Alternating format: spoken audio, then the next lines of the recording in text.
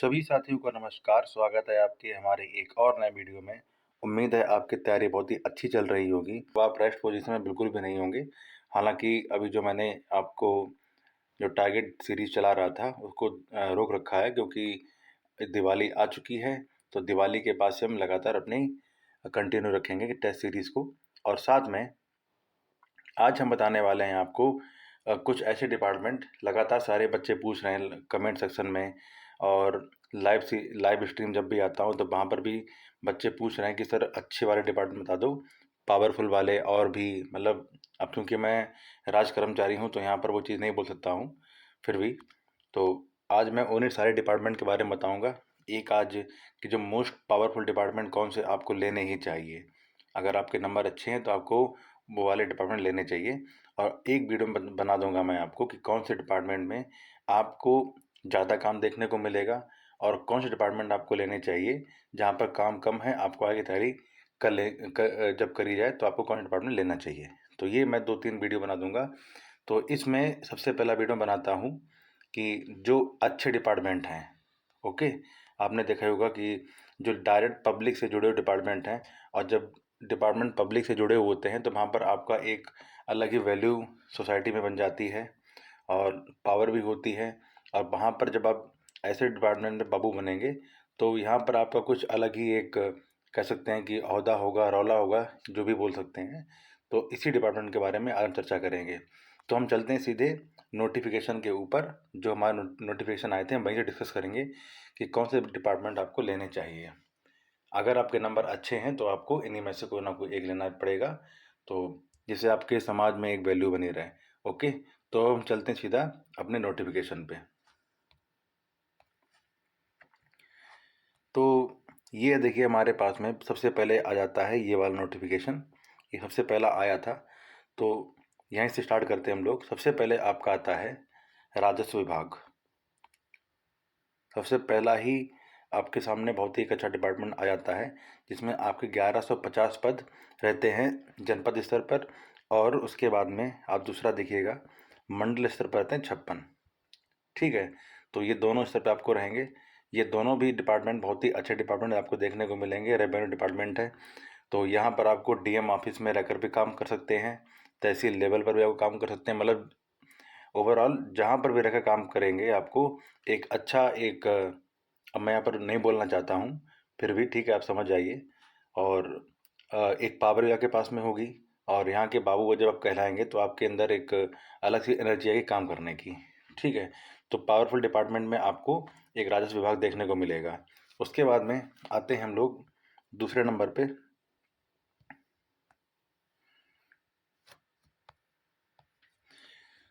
दूसरे नंबर पे आपको देखने को मिलेगा निदेशालय बाल विकास सेवा एवं पुष्टाहार। ये भी क्योंकि यहाँ पर अस्थाई पद है।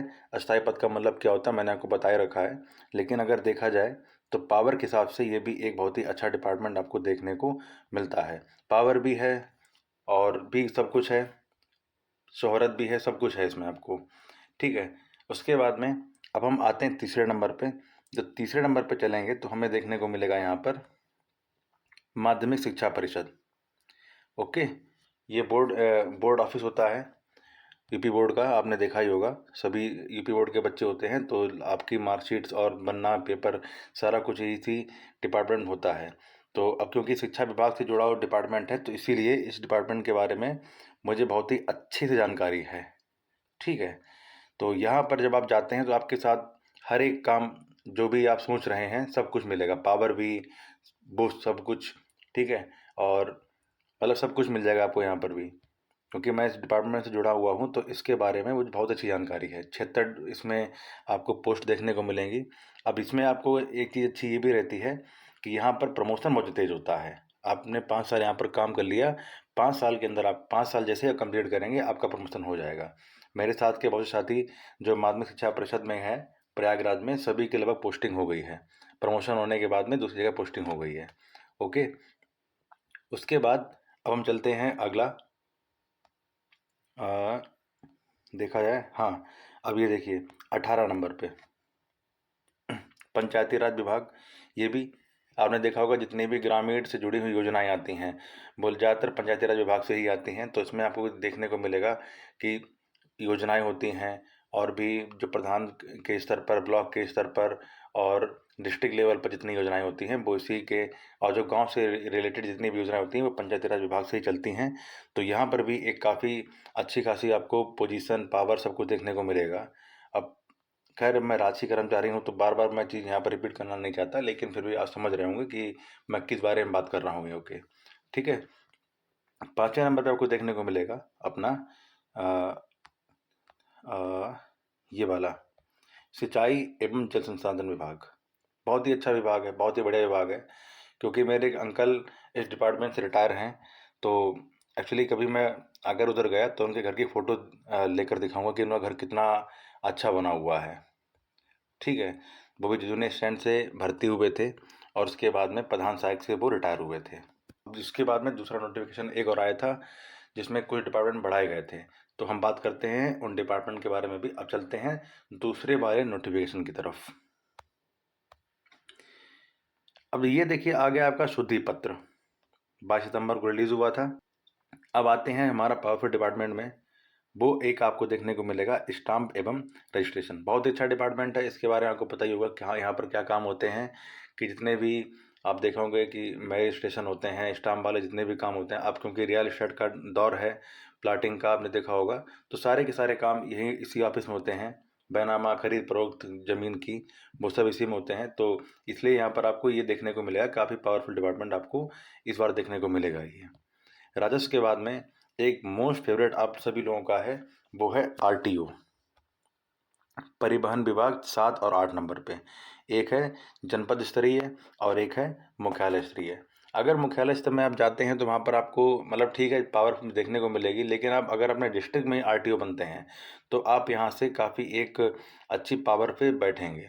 यहाँ से जब आप ज्वाइन करेंगे तो ज्वाइन करने के बाद में आपको मालूम पड़ेगा पहले दिन से कि हाँ आप किसी विभाग में बाबू बन गए हैं। तो ये लगभग करीब 8 विभाग ऐसे हैं जो मैंने आपको बताया है कि काफ़ी अच्छे डिपार्टमेंट आपको देखने को मिलेंगे, स्ट्रॉन्ग डिपार्टमेंट। और एक मैं इस पर वीडियो बना दूंगा कि कौन से विभाग आरामदायक हैं, कहाँ पर आपको तैयारी अच्छे से कर सकते हैं। तो सबसे पहले आप इसी वीडियो से मैं स्टार्ट करता हूँ। ये वीडियो पहला था मेरा इस सीरीज़ में। आप देख लो एक बार कौन कौन से डिपार्टमेंट मैंने आपको बताए हैं। तो बाद में जब प्रेफरेंस वाली टाइम आए तो आपको इन 8 डिपार्टमेंट को सबसे ऊपर रखना पड़ेगा। सबसे पहला डिपार्टमेंट आपको देखने को मिलेगा राजस्व विभाग। ओके, उसके बाद में बाल विकास, ये भी अच्छा डिपार्टमेंट देखने को मिलेगा आपको। चाहे तो आप लोग नोट कर लीजिएगा। माध्यमिक शिक्षा परिषद, ये भी एक अच्छा डिपार्टमेंट है। ओके, पंचायती राज विभाग, पंचायती राज विभाग के बाद में आप सिंचाई एवं जल संसाधन, ठीक है, अच्छा डिपार्टमेंट है। एक हमारे अंकल रिटायर हुए हैं, उनका घर क्या बंगला बना हुआ है। उसके बाद में आता है आपका स्टाम्प एवं रजिस्ट्रेशन, ये वाला, और लास्ट में आरटीओ। ये डिपार्टमेंट आपके मोस्ट इम्पॉर्टेंट डिपार्टमेंट हो जाते हैं, हर तरह से पावरफुल हैं। और इसके साथ में आपके सोसाइटी में एक वैल्यू रहेगी, समाज में आप एक बाबू, वास्तव में बाबू के नाम से जाने जाएंगे। और जैसे मान लीजिए आपको संस्कृति विभाग बाबू बन गए, ठीक है, कोई जानेगा ही नहीं किसमें बाबू हैं, संस्कृति विभाग में। भाई जब उसका हमारा आपस में कोई लिंक ही नहीं है तो हाँ ठीक है बाबू आप कहलाएंगे, लेकिन यहाँ के बाबुओं की कुछ बात ही अलग होती है। जैसे मान लीजिए मैं ही हूँ, डी आर ऑफिस में हूँ या बीएसए में हूँ, तो जब तक मैं बीएसए या डी में हूँ तो मेरी कुछ एक सोसाइटी में वैल्यू भी है, इज्जत भी है। ओके, तो इन डिपार्टमेंट्स के बारे में ये मैंने आपको एक जानकारी दी। अब कल या परसों में मैं उन डिपार्टमेंट के बारे में बात बताऊंगा जहाँ पर आपको वर्कलोड बहुत ही ज़्यादा देखने को मिलेगा। ठीक है, तो ठीक है, अब मिलते हैं अगले वीडियो में, तब तक के लिए नमस्कार।